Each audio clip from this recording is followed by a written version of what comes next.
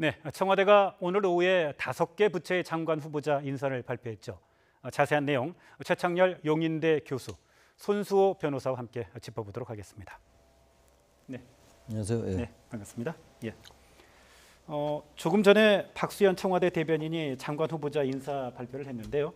먼저 부총리 겸 교육부 장관의 김상곤 후보자가 내정이 됐죠. 네, 김상곤 후보자는 어떤 인물입니까? 네, 49년생이고요. 또 광주 출신입니다. 서울대 경영학을 전공하고 이제 박사학위를 취득했는데요. 그다음에 경기도 교육청에서 교육감으로 이제 일을 했습니다. 이제 민선 1, 2기 시절에 교육감으로 일했는데요. 당시에 여러 가지 일들을 했는데 그중에 무상급식, 뭐 학생인권조례라든지 아니면 혁신학교 등등 이제 그 교육복지 그리고 공교육 정상화를 위한 정책들을 성공리에 추진했다라고 하는 평가를 받고 있습니다. 또한 이번 정권 하에서의 여러 가지 공교육 관련된 진보적인 교육 정책과도 정책에 대한 이해도가 높다라는 측면에서 인선된 것으로 보입니다. 예. 최 교수님, 그런데 김상곤 후보자의 경우는 앞서 논문 표절과 위장 전입 의혹 등이 불거졌는데요. 청와대가 뭐 이런 문제들 때문에 사실 인선 발표를 좀 미루는 게 아니냐 이런 관측이 있었는데 이런 의혹들이 청와대 검증 과정에서 해소가 됐다 이렇게 봐야 될까요? 지금 말씀처럼 논문 표절 문제 때문에 발표를 미뤘던 것이 아니냐 이런 이제 보도도 있었고 김상곤 후보자가 제외되지 않느냐 이런 얘기도 있었어요. 근데 어쨌든 발표를 했거든요. 근데 이번에 이제 공직자 배제 5대 원칙이 계속 얘기가 되고 있는 거잖아요.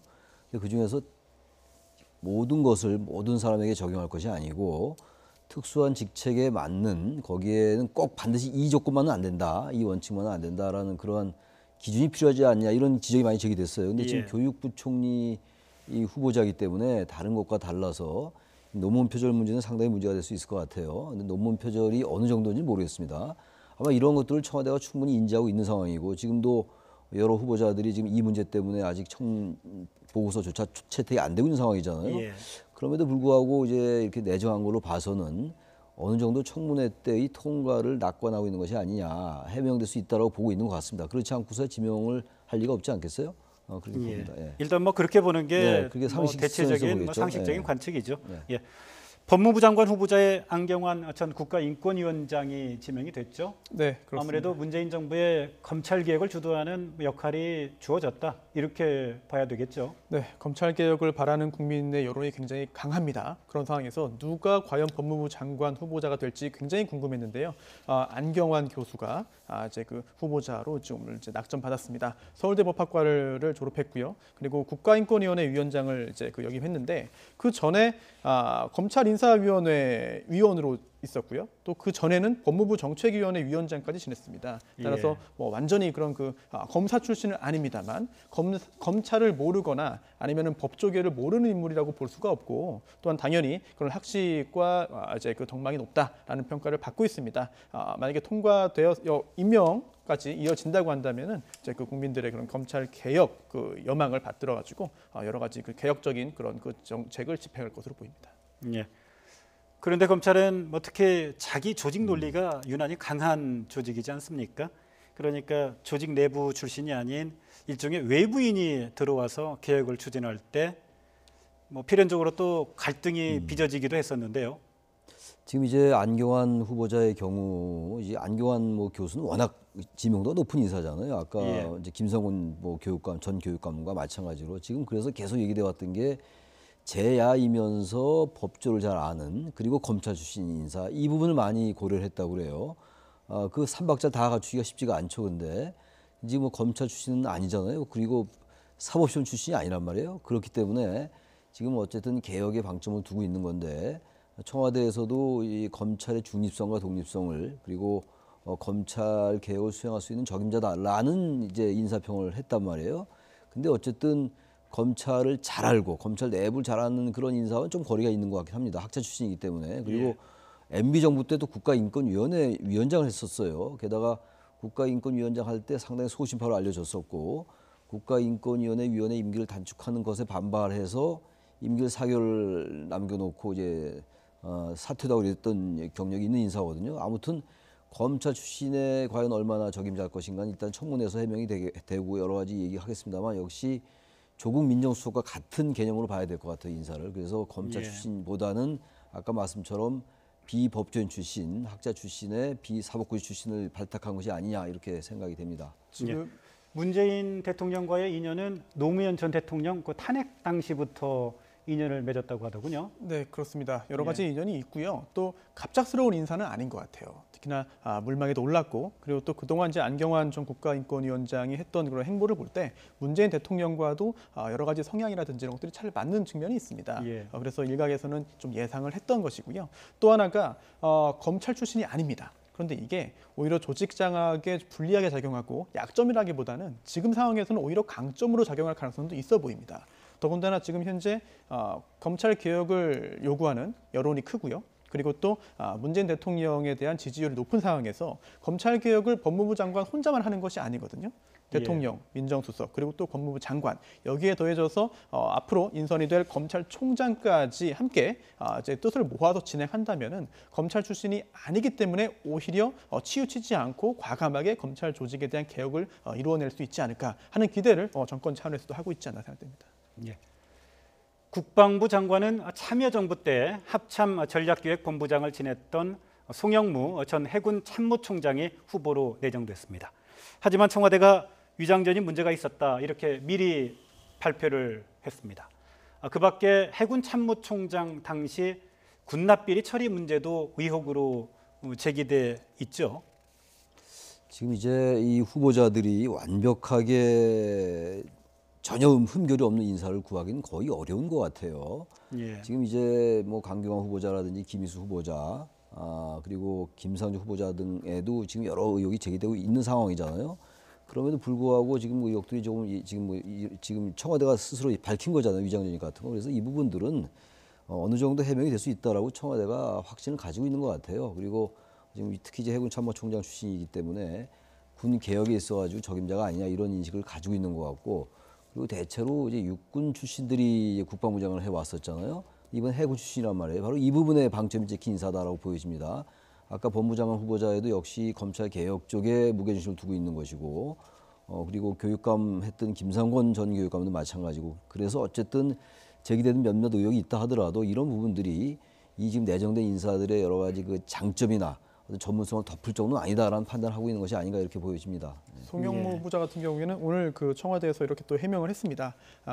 위장전입이라고 쉽게 말할 수 있는 그런 주민등록법 위반 사실은 확인이 됐다. 그런데 그 내막이 그 사정이 군인의 특성상 발생한 것으로 파악됐다라고 했거든요. 혹시라도 그 여러 임지를 이제 옮겨 다니면서 그에 따라서 뭐 생겼던 그런 일이고 충분히 인사청문회 과정에서 설득과 해명이 가능하다고 판단한 것으로 보입니다. 예. 고용노동부 장관 후보자의 조대엽 고려대 노동대학원장이 내정이 됐는데요. 그런데 역시 청와대가 조 후보자의 과거 음주운전 사실을 미리 공개했네요. 그 셀프 공개죠, 이것도. 같은 명단인 것 같아요. 다 예. 지금 제가 아까도 말씀드린 바와 같이 완벽하게 그런 도덕 군자는 없는 것 같아요. 없죠, 사실상. 그렇기 때문에 이런 부분들에 대해서 국민들께 미리 알리고 국회에도 알림으로써 일단 해명 과정에서 충분히 얘기를 설명을 하겠다 이런 입장이거든요. 그래서 지금 몇 가지 제기되고 있는 여러 가지 흠결들 같은 거 이런 것들을 미리 밝히는 건 뭐 지난번에 한번 그랬잖아요. 강경화 후보자의 경우도 그랬고 그렇기 때문에 이 지금 내정자들이 얼마나 청문회에서 이런 것들을 덮을 정도의 전문성과 역량을 입증하느냐에 관련돼 있을 것 같은데 일단 야당에서는 여러 가지 문제 제기할 수밖에 없겠죠. 지금도 그런 상황이기 때문에 다른 후보자들의 경우도 그러나 아무튼간에 이런 부분들이 뭐 흠결이라 하더라도 제가 또 강조합니다만 지금 이 인사의 방점들이 있잖아요. 어떤 쪽에 방점을 뒀다. 지금 이 조대엽 후보자의 경우도 상당히 전문성이 있는 인사거든요. 노동 분야 정책에 대해서, 노동복지에 대해서 아마 그런 쪽에 더 많은 방점을 찍은 것이 아니냐 이렇게 생각이 됩니다. 예. 환경부 장관의 김은경 지속가능성 센터 지우 대표가 내정이 됐는데요. 참여정부 당시 청와대 비서관을 역임하기도 했는데 환경 관련 일을 뭐 계속 해왔던 모양이죠. 네, 그렇습니다. 보통 환경부가 물론 중요한 부처입니다만 기타 다른 주요한 그런 부처에 비해 가지고는 주목도가 좀 떨어지는 그런 그동안의 경향이 있었는데요. 예. 이번에는 그렇지 않은 것 같습니다. 예, 왜냐하면 이 환경 관련해서 뭐 기후 변화 문제라든지 아니면은 뭐 미세먼지 관련된 여러 가지 문제들이 직접 서민들의 몸에 와닿고 있거든요. 이런 걸 해결하기 위한 정책을 추진해야 되는 것이고요. 또 하나가 바로 물입니다.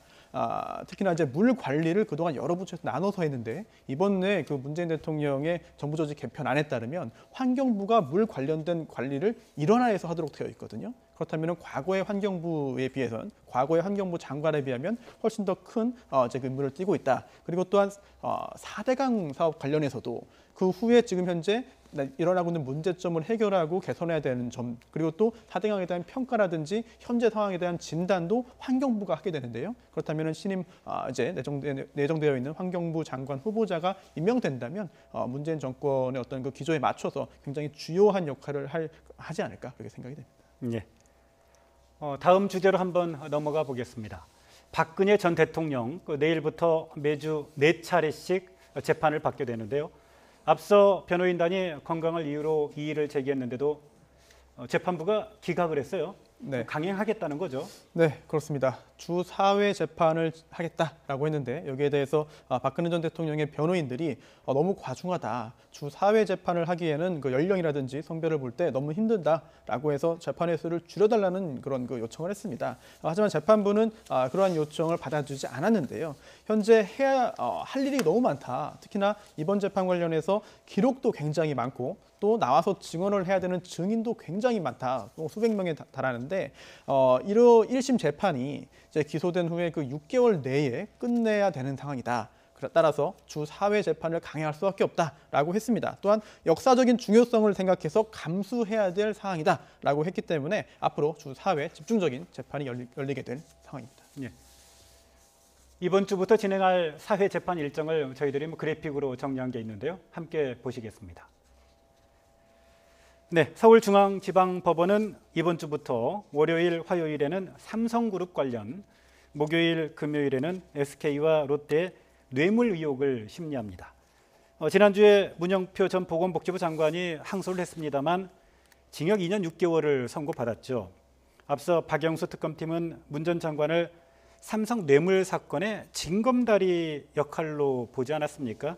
그런 만큼 박근혜 전 대통령과 이재용 삼성그룹 부회장 재판에도 상당한 영향을 미칠 수밖에 없죠. 뭐 영향 정도가 아니라 뭐 직접적인 이제 관련성이 있다고 봐야 되죠. 예. 이번 사건의 큰 얼개를 보면은 여러 가지 국정농단 사태에 여러 가지 갈래가 있습니다만 예. 가장 중요한 건 어쨌든 정유라 씨에 대한 승마 지원 여부 대가로 삼성물산과 이 제일모직 합병, 그래서 이제 경영권 승계를 무능하게 하는 것에 대한 청탁, 이게 가장 큰 골자 아니겠어요? 근데 그 예. 역할에 지금 국민연금이 과담을 했다. 이제 그 역할에 또 직접적으로 지시를 한 게 문영표 전 보건복지부 장관이란 말이죠. 바로 이런 부분들에 대해서 실형이 떨어졌기 때문에, 실형이 선고됐기 때문에 이 전반적인 것이 당연히 연결될 수밖에 없죠. 정유라 승마 지원 그리고 삼성의 경영권 승계 문제, 바로 이런 부분들이 같이 연결돼 있다라고 보여집니다. 따라서 예. 지금 이 부분이 전혀 무죄로 나오지 않았기 때문에 이거는 박근혜 전 대통령의 재판 그리고 최순실의 이 국정농단과 직접적인 아주 가장 중요한 관련성이 있다고 보여지죠. 예. 예. 지금 그래픽에 판결문이 나오고 있습니다만 삼성물산과 제일모직 합병에 관한 여러 가지 자료를 보니까 문 전 장관이 청와대 지시를 받아서 국민연금에 압력을 행사했다는 것과 관련성이 매우 높은 증거다라고 이렇게 재판부가 판단을 한 거죠. 네, 그렇습니다. 가장 지금 관심이 가는 사건이 바로 박근혜 전 대통령에 대한 뇌물죄거든요. 예. 이게 삼성에서 박근혜 대통령 측에게, 전 대통령 측에게 최순실 씨에게 돈이 옮겨간 것은 사실입니다. 예. 그리고 또 그 후에 삼성물산과 제일모직의 그 합병에 대해서 국민연금공단이 찬성 의결을 한 것도 사실입니다. 그렇다면은 도대체 왜 국민연금이 찬성 의결을 했느냐? 그리고 또 문영표 전 장관이 이번 판결을 통해서 1심입니다만 확인된 것은 문영표 전 장관이 국민연금공단에게 삼성의 합병에 찬성하라라고 지시를 했다는 것인데요. 그렇다면 남은 연결고리는 하나입니다.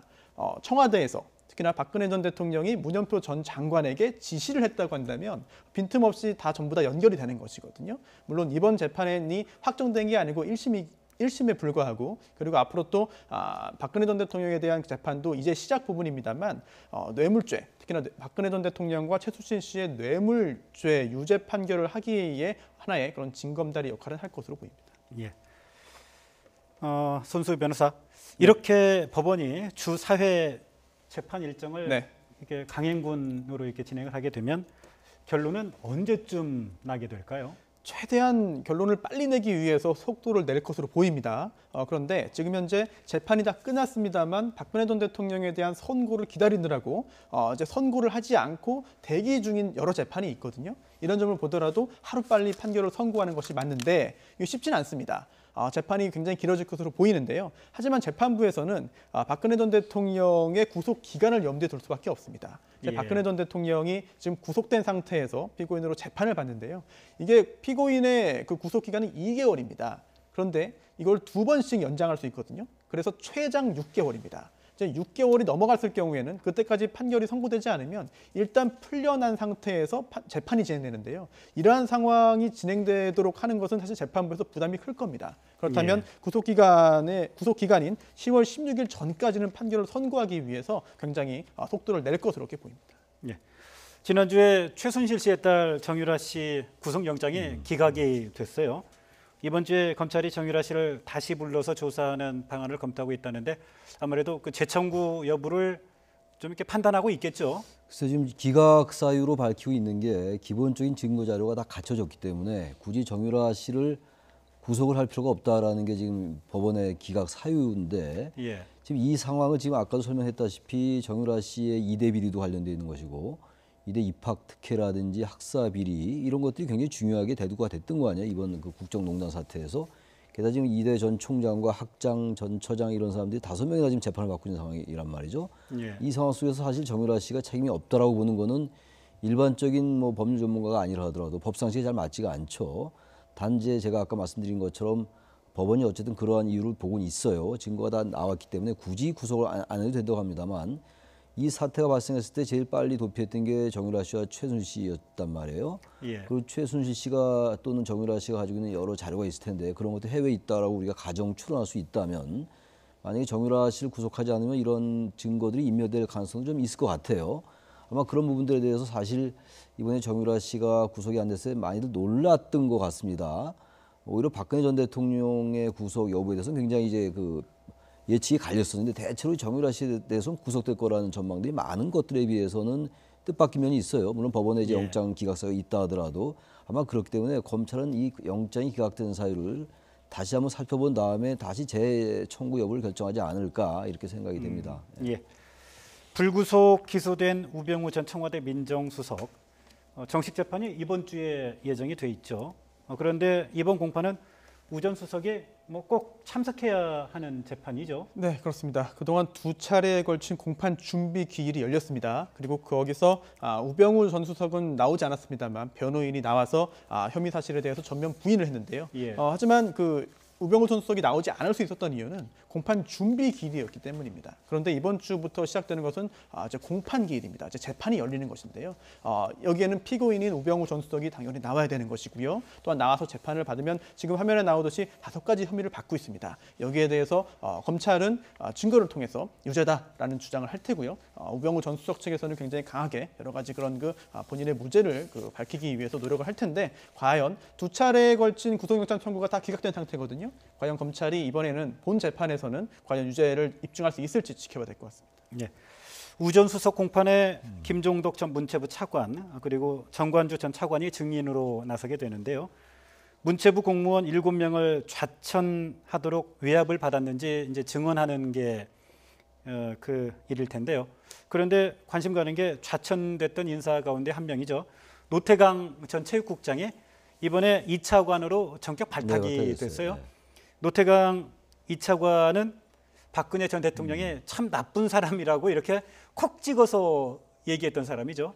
그러니까 승마협회 감사 때 그 이제 이 노태강 당시 체육국장이었죠. 그 승마협회도 문제가 있고 최순실 씨도 문제가 있다라고 이렇게 이제 감사 결과를 이제 냈는데 예. 이에 대해서 이 참 나쁜 사람이다 이런 얘기가 이제 다 회자돼서 다 아직 웬만한 국민은 다 알고 있어요. 이번에 노태강 그 국장이 몇 년 만에 다시 차관으로 그야말로 화려하게 복귀를 한 거죠. 그러니까 이 부분은 사실 윤석열 그 지검장이 이번에 중앙지검장으로 발령받은 것과 같이 지난 박근혜 전 정권 때 그 문제가 있다고 봤던 박근혜 전 정권이 그리고 그런 인사들이 다시 복귀했기 때문에 지금 현 문재인 정부의 어떤 개혁성이랄지 그리고 적폐를 청산한다는 이미지에 그리고 그런 의미를 강하게 지금 암시하는 그런 인사라고 볼 수가 있죠. 그래서 어쨌든 노태강 이 차관은 이 문화체육행정에 굉장히 공정성을 가지고 있는 인사라고 알려져 있기 때문에 바로 그러한 점에 이제 방점을 찍은 그런 인사다라고 생각이 됩니다. 네. 예. 최근에 검찰이 이른바 우병우 사단으로 불리는 6명에 대한 대대적인 물갈이 인사를 단행을 했는데요. 이 가운데 유상범 창원지검장, 문책성 인사에 포함이 됐습니다. 이분은 지난 2014년이죠. 정윤회 문건 유출 사건을 지휘하기도 했는데요. 당시 상황 잠깐 보고 이야기 이어가도록 하겠습니다. 이런 엄청난 불장난을 누가 했는지 또 그 불장난을 춤춘 사람들이 누군지 다 밝혀지리라고 생각합니다. 박지만을 이용하여 자신들의 역할 또는 입지를 강화하려는 의도로 추단됩니다. 하지만 2년 반이 흐른 지금 정윤회 사건을 부적절하게 처리했다는 이유로 고검 차장검사로 좌천됐습니다. 그런데 정윤회 문건을 재조사해보자. 나는 명예회복이 필요하다. 이렇게 입장을 또 밝혔어요. 네, 그렇습니다. 전체적으로 이제 좌천성 인사 대상 중에 4명은 이제 검찰 조직을 떠났는데요. 퇴임을 했는데 이제 나머지 2명이 이제 아직까지 검찰 조직에 있습니다. 그 중에 1명이 바로 유상범 전 지검장인데요. 본인이 억울한 면이 많이 있다고 느끼는 것 같습니다. 특히나 다시 한번 조사를 해도 뭐 크게 달라질 것이 없다라고 하는 자신감을 비쳤는데요. 이게 조국 민정수석이 이제 지난달 12일에 밝힌 게 국정농단 사건의 출발점이 바로 정윤회 문건 사건이었다. 그런데 당시 정윤회 문건 사건의 조사가 제대로 이루어지지 않았기 때문에 다시 한번 조사할 필요성이 있다라고 했고요. 그렇다면 이번에 유상범 전 지검장이 밝힌 재조사에도 문제될 게 없다라고 하는 말은 바로 조국 민정수석의 말에 대한 정면 반박으로 읽힐 수가 있습니다. 그렇다면 이건 곧 문재인 대통령의 어떤 그 방침이나 인식에 대한 또 정면 반기라고도 볼 수 있거든요. 물론 재조사가 어떻게 이루어질지는 지켜봐야 될 것이고 또 재조사 결과 실제로 정윤회 문건의 어떤 진위라든지 당시에 조사를 무마를 불법적으로 했는지 여부가 밝혀져야 되겠습니다만 유상범 전 지검장이 굉장히 강력하게 본인의 어떤 그 억울함을 토로한 상황에서 그렇다면 유상범 지검장 이외에 다른 윗선에서 어떤 그 무마 작업이 있었는지 여부도 궁금해지고요. 다시 한번 재조사의 어떤 필요성을 더욱더 강하게 보여주는 쪽으로 흘러가는 것 같습니다. 예. 앞서 박영선 의원이 우병우 라인이라면서 12명을 언급한 적이 있습니다. 대다수가 사임했거나 혹은 이번에 그 좌천성 인사 대상이 됐는데요. 박 의원은 자신의 SNS를 통해서 꽃게 그림을 올리고 심경을 드러내기도 했는데요. 함께 보시겠습니다. 네, 뒤집혀진 꽃게와 달리 검찰 스스로 돌아눕길 바랐는데 인사라는 칼에 몸을 맡기고 말았다. 그런데 검찰개혁, 검찰의 인적 쇄신, 이제 시작인 거죠, 사실은. 지금 검찰의 쇄신 개혁은 여러 갈래로 볼 수가 있죠. 일단 인사 쇄신, 인적 혁신이 굉장히 중요하다고 보는 것이고 지금 유상범 지금 고검 차장검사가 반발하고 있습니다만 저 반발은 전 별로 의미가 없다고 보는 게 그 당시 여러 가지 정황이 굉장히 많이 나타나 있고 그다음에 검찰 개혁이라는 게 이런 인적 쇄신뿐만이 아니라 제도 개선도 굉장히 중요합니다. 제도 개선은 뭐 다 알려진 바와 같이 일단 검찰의 권력을 좀 분산시킨다는 측면에서 공수처 설치라든지 검경 수사권 조정 같은 문제가 지금 제기되고 있는 거란 말이죠. 그래서 이러한 검찰의 제도적 개혁과 더불어 가지고 검찰의 인적 쇄신도 굉장히 중요하다라고 생각이 들어요. 바로 그런 것과 관련해서 오늘 법무부 장관 후보자로 검찰 출신이 아닌 인사를 발탁했다고 보여지고 또 뭐 지난 얘기입니다만 조국 수석을 민정수석으로 발탁한 것이 아니냐 이렇게 보여집니다. 어쨌든 지금 현재 문재인 정부의 이 검찰 개혁에 대한 의지는 대단히 강하다. 이런 점들이 인사에 있어서 그리고 또 제도 혁신의 의지에 있어서 굉장히 강하게 나타난다고 봐야 될 것 같습니다. 예. 검찰 개혁과 관련해서 박영선 의원이 사실은 뭐 법무부 장관 후보자로 거론됐었죠. 거론이 되기도 했었죠. 네. 예. 안경환 교수가 임명이 됐습니다만. 그렇습니다. 예. 자, 지금까지 최창렬 용인대 교수 그리고 손수호 변호사와 함께 이야기 나눴습니다. 네, 오늘 말씀 감사드립니다.